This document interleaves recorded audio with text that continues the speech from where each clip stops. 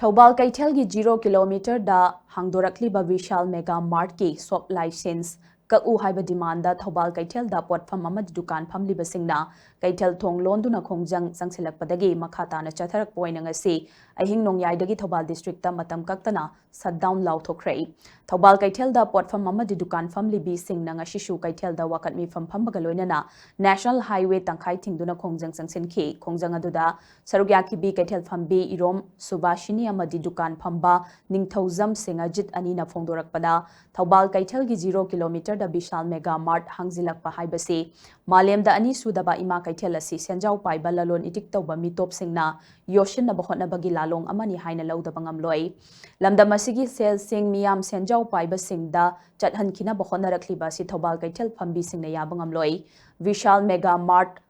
Hongdoki gadabani haina Thobal Kaithel phambi singna mamang thagi kunthra dagi Kaithel thong londuna khongjang asi sangsilakpane hiramasigi matangda Chief Minister Yumnam Khemchanga Kaithel phambi singa unana ba mari lainaba department ga tanaraga paikhat payaba thabak paikhatkani haina thamlakhi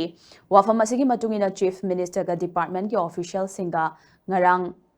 Unakraba matung asi numityungbada mahot ki principal secretary yauna Kaithel phambi singa DC Thobal complex ta unagadabani mifamadu yaruna bangasi Kaithel phambi sing DC Thobal gi office ta chatki adubu minute 15 khakta ngairaba matamda principal secretary numit nini gi suti laukhre haiba wafam phongdoktuna mifamadu yaithokhi thong asi Kaithel phambi singbu na thaiba amadi namthabi bani haina laudaba ngamloi maramaduna Thobal bazar dagi Vishal Mega Mart Hongdoktriba fauba Thobal district ta total shutdown gi khongjang sanctionaba firep lobane khongjang asina essential service sing di konsiloi district asigi school college dukan na chingba sing thong londuna khongjang asi sogat piu amadi passenger gari sing su lepiu loinana Thobal Kaithel phambi sing na sangsiliba khongjang asida lamdam asigi CSO sing marapai bilup sing club organization sing amadi miyam na sogat piu haina suma khoina phongdorakhi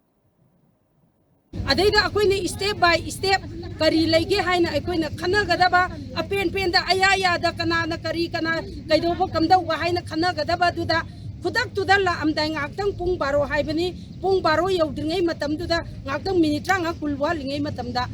maje suti law gre hay re suti law numinini ki suti law gre hay re mutki ako'y ki principal secretary je suti law gre numinini ki hay re adoy darodi ako'y kathe nupi sing je lairi hay tabani adagi ma moy na kaidobang ngamjaraga dagi haibagi wakhallonda aikoi kathe nupi chingsida akoi gi betray tawbibase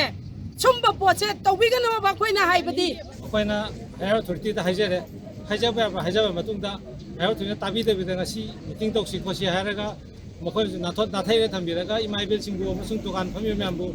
yamno wana ngahalaga awabi gidamda akoina sagi kan haitare Pian tapi kita muda thukcharaga ngasi banasi hujabani aduga akhona tawjagdaba total shutdown asida school college degi dukan sing atopa market sing loina thingbigadabani aduga sida khoi essential ki kan service ta kaleba hospital pharmacies aduga water supply gum sum de athingba thamjade aduna masigi posida akhona taleba dabi se hek phangji babudi khoi khongjansi handana lepna chingsen kani habasi ma makta thamjani